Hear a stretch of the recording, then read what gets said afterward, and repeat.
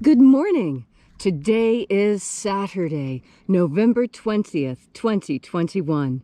Welcome to Column Hinge at Alpha Omega. We're located halfway between Death Valley and Las Vegas, halfway between Joshua Tree and Area 51 in the Mojave Desert of the Southwest United States. Good morning and welcome back. The ancient magic ritual you're about to experience is amazing. You see, this comes from archaeology, having rediscovered an ancient Christian text from the sands of Egypt in 1769, discovering 2 lost books of the Bible, and this was a long time already before the Nag Hammadi scrolls were found. And these 2 books of the Bible are, in a certain way, a lot more important than the Nag Hammadi scrolls, because the first and second books of IAOE contain the secret magic teachings of Jesus to his disciples. You see, in the Bible it tells us that Jesus taught his disciples to make miracles, and they went forth and they baptized and they healed the sick and they cast out demons in his name. Well, until now, the knowledge of those secret teachings has been missing from the Bible. But now, thanks to the miracle of archaeology, we have them back once again. And the rite you're about to experience comes from the first book of IAOE, the incredible magical system of the treasuries of light.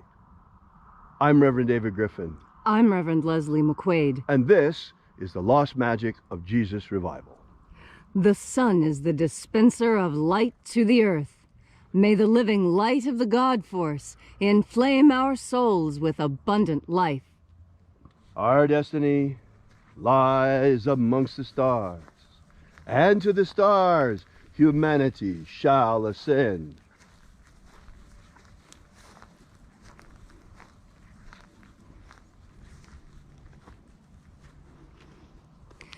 Take a nice deep breath and feel into your body. Breathe deeply. Expand your chest and breathe in as much air as you possibly can. And as you feel that good stretch, now exhale and relax. And visualize and feel into absolutely every part of yourself. Feel your feet. Feel the skin on the bottoms of your feet. Feel the skin at the back of your neck. Feel your intestines. Feel into each and every part of you. Even if it's slightly painful, feel into all of you. Let no part of you be forgotten. And as you are breathing deeply and feeling deeply into each and every part of yourself, visualize yourself as the tree of life, however it is you imagine that tree to be.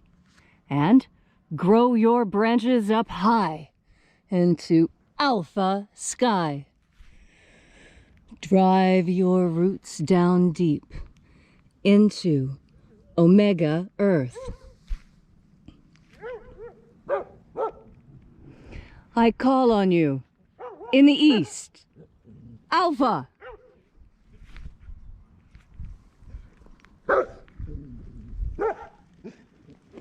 I call on you in the west, omega.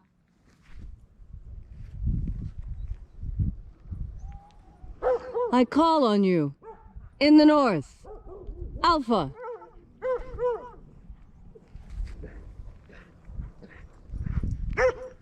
I call on you in the south, omega.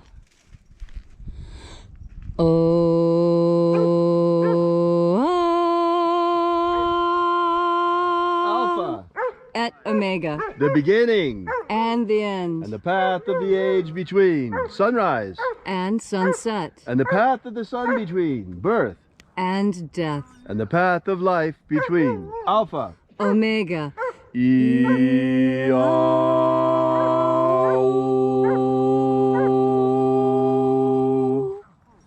Welcome back to Alpha Omega's Column Hinge Temple and our sunrise service rites. This morning we'll be opening once again the 9th Treasury of Light.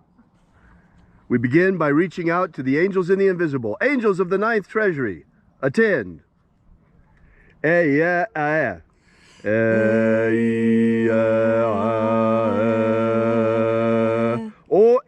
ya.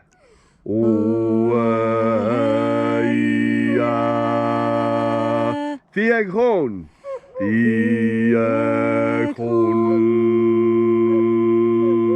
Let the watchers withdraw, and let us enter into the ninth treasury of light.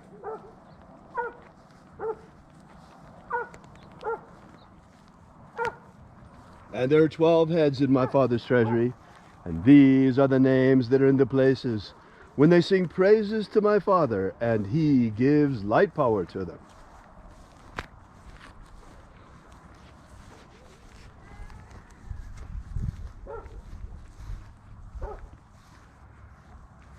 Mighty angel head in the place of the east of the ninth treasury of light, we call upon you, we invoke you by your secret name. Auzaia. Auzaia.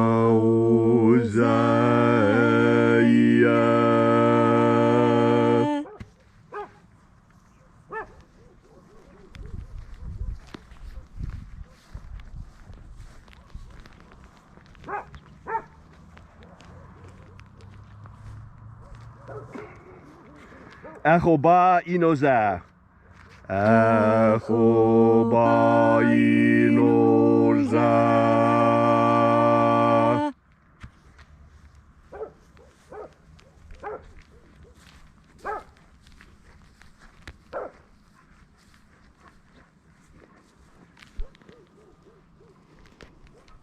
Ozawe. Ozawe.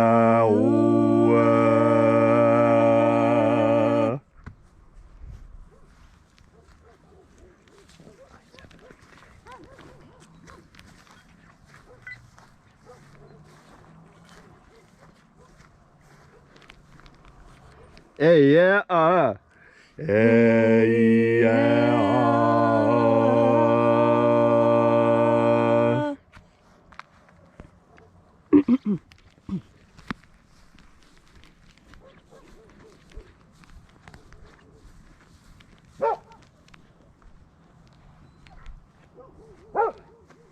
Naranezao. Naranezao.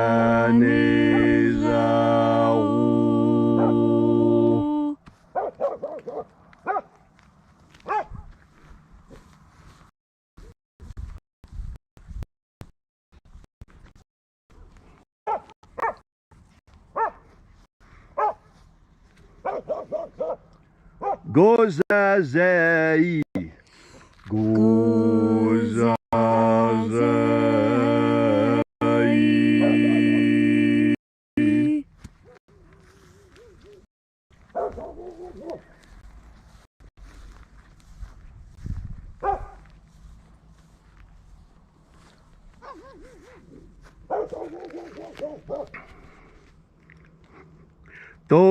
Tonezea.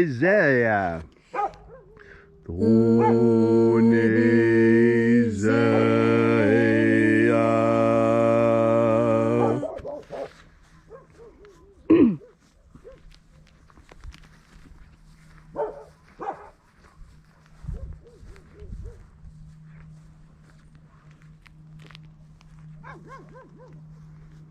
Aphazia. Aphazia.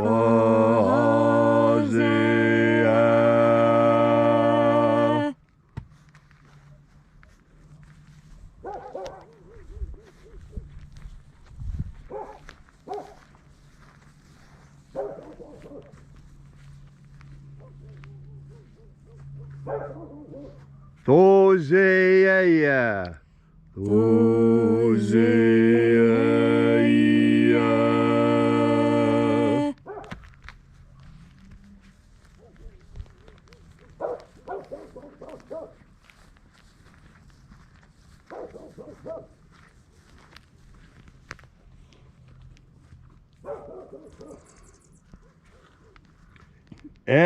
Ezapsachonza.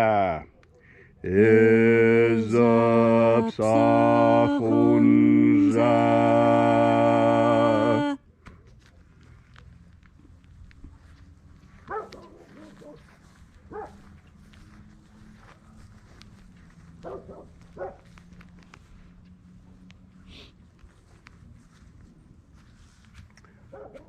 Bade Zazai.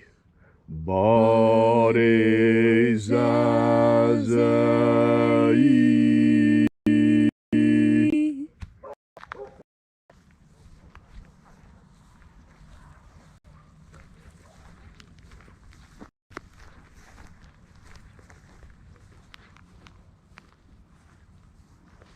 Ey Afza. Ey Afza.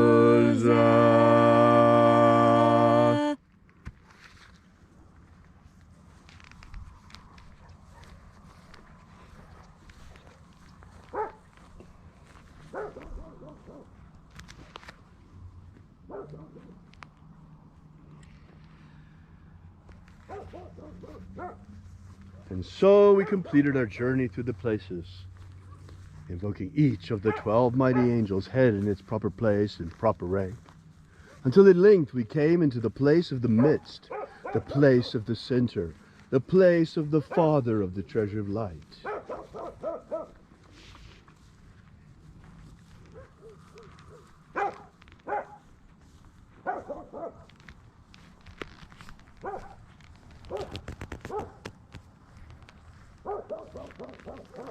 O Father of the ninth treasure of light, by your cipher and by your name we invoke you.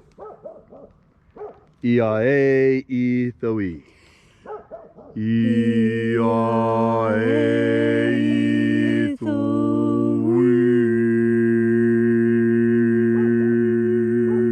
Let the divine light descend. It is the intention of this ritual and our fervent prayer to establish human liberty worldwide. Establish human liberty worldwide. Abolish slavery in all its forms. Abolish slavery in all its forms. And set our people free. Set our people free. Restore the purity of our air. Restore the purity of our air. Of our water. Restore the purity of our water. Of our food. Restore the purity of our food. And our medicines. Restore the purity of our medicines. May all who search for the abundant life promised by the living Jesus discover the God force and how to use it to nourish our energetic bodies, and eventually to ascend directly into the kingdom of light. All these things we ask in the name of the living Jesus. For you see, the hour of the great tribulation is at hand. The hour of the great awakening is at hand. Leslie and I have been talking about the Great Awakening since 2015. Because we saw it coming with the eclipse of 2016, and that between the two eclipses that there would be 7 years, for the next eclipse comes in 2024. America is in a period of time between two total solar eclipses. This is a sign. This is an omen. The first eclipse was the herald of the Great Awakening, and we are in the midst of it now. How many of us see the world much more clearly than we did in 2015? We see what's going on. We see the lies in the world around us in so many areas, in everything from government to science to medicine. The world is a lie and filled with trickery. And it is our job to discern the truth. It is our job to ascend from this prison planet. For you see, Jesus Christ was a good farmer. He planted many seeds. Some of those seeds died. They fell upon barren land and died. Some of those seeds fell upon hard rock and died. But some of them fertilized, germinated, and grew. Those souls have been ripening now for 2,000 years. And now, 2,000 years later, at the beginning of the new age, those souls are ripe for the harvest. The time has come now to harvest the souls, the seeds planted by Jesus Christ during his mission upon earth. This is the true meaning of the rapture, because following the Great Awakening comes the Great Ascension. According to prophecy, there will be 144,000 of us who at the end of this lifetime will not experience a normal death. We shall not experience death, in fact, for at the end of our lives, in the instant of our passing, instead of going on the way a soul knows and into light, the law of Jesus Christ, humanity one books. Here at Alpha Omega Free Church, it is our mission to make the fact known that the magic of Jesus has been returned to us, unto all the world. And to that end, we broadcast these rituals daily. Every single morning, we celebrate the opening of the Treasury of Light. And we rebroadcast that opening all throughout the day, every hour on the hour. So let the joyous news be spread, for the magic of Jesus has come again. All these things we ask, and we celebrate, and we thank in the name of the living Jesus. Amen. Amen. So mote it be. Take a moment now to again feel into your body. This ancient magical rite we are doing together helps bring more God force energy into your life. However you are understanding this God force energy, if this is the first time the idea of God force has ever been presented to you, know that this could be exactly what you have been looking for. And if you have been listening to me speak about God force for many months now, know that this next message is especially for you.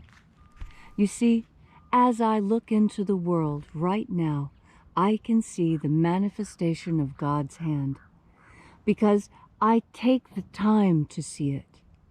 It is not always immediately apparent. Most of the best things in life are slightly hidden. And why is that? That is because there is joy in discovery. And what is that joy of discovery? Understanding something we've never understood before. Encountering something new. When did encountering something new become dangerous and unappealing? For so long, especially we here in America, have adored novelty, adored the new, and thought that those things that are new and creative are absolutely the pinnacle of what we should be. And I think it is still so. Human beings are incredibly creative creatures, and our creativity is what really sets us apart. You know, when a robin builds a nest, that nest looks like every other robin's nest, such that, in fact, by just looking at the nest, we know who built it. And you know, humans are a lot like that too. You can walk into a house and immediately tell whether the housewife is Japanese or German. It's very obvious by the way the house is organized and decorated. You see, what in nature is considered natural, in humans is considered culture. And it's the organic culture that women learn from each other and teach the children, that men share around campfires, that families share around dinner tables. Now is a time for tradition to come into your life with full force. We're entering into a time where we have the opportunity to either include or exclude, to say who is family and who isn't. And I encourage you to make your family as big as possible. Make your family as large as you can. And by that I mean the people who are right beside you that you can touch. That's who your family really is. Who can you touch? Who can you reach out to in times of need? Now, it doesn't mean that if you can't touch them, that you can't count on them. I'm not saying that. I'm saying that we human beings, we need touch. There have been numerous scientific experiments to show how important it is. And even the primates, our closest cousins, wither and die without a mother's love. And that's what I'm telling you. I'm telling you to spread your love today. And throughout this holiday season, there'll be many chances when you could exclude someone, many chances when you could put up a hand and say no. But I'm encouraging you to follow in the steps that our Master followed in. And our Master taught gentleness and love and compassion, and above all, patience. How patient the Master was with us. We who understand so little of his message that there were those of us who killed him, and yet he was patient with us. And so, today, as you experience this beautiful Saturday in all of its glory, remember to be patient. And remember that old saying that when you don't know what to do, what you should do is, well, think about what Jesus would do. And what would Jesus do in that situation? Keep those words on your mind as you remember the next step that he taught us, to be filled with life, abundant life. Abundant life through breathing in what he called the Holy Spirit, and what we today call the God Force. Thank you, Leslie, for that beautiful and inspiring message on this gorgeous Saturday morning. We hope that you're enjoying your day as much as we are so far, and that you have a great weekend this weekend. If you'd like to know more about the lost magic of Jesus, we invite you to visit us at our website at alphaomega.church. We invite you also to visit us to make a contribution. You'll find the donations link all over the website. We depend upon your support, folks, for the furtherance of this mission. And to, the God Force is free. It doesn't cost anything at all. All you have to do is breathe it in. But to make known to the world the return of the magic of Jesus Christ, that's expensive. So we depend upon you to be able to offset the costs of our operation. We fund that through your donations at alphaomega.church. So we ask that you consider perhaps leaving a donation this morning to further this mission. We will be here with you and for you again tomorrow. Oh, by the way, we have a prayer wall there where you can leave your prayer together with ours. A lot of people have reported a lot of miraculous events from our prayer wall. So we'll be here with you and for you again tomorrow in the hour of sunrise, just like today. And until then, have faith and expect a miracle. And until we have the pleasure of each other's company again, may the God Force run strong within you. And, as always, may your magics work better than expected.